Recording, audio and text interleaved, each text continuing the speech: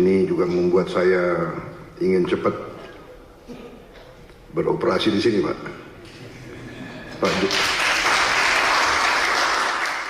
Komentar saya tentunya kepada otorita. Pertama, terima kasih atas jerih payah dan prestasi yang sudah dicapai. Saya sebagai anak bangsa melihat, saya juga cukup bangga nuansa budaya bangsa kita sangat kuat,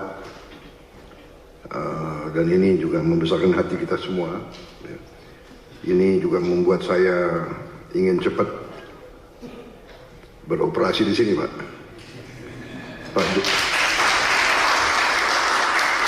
Pak Jokowi yang susah-susah, yang menikmati pertama saya, ya itulah takdir, Pak, begitu.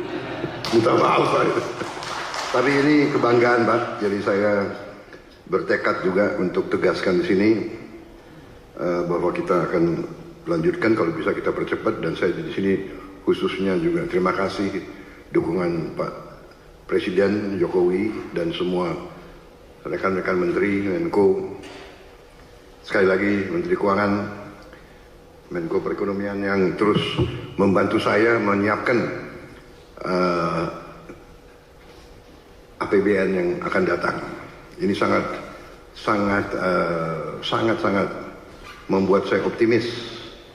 Walaupun tantangan global besar, tapi kekuatan kita besar. Download Tribun X sekarang, menghadirkan lokal menjadi Indonesia.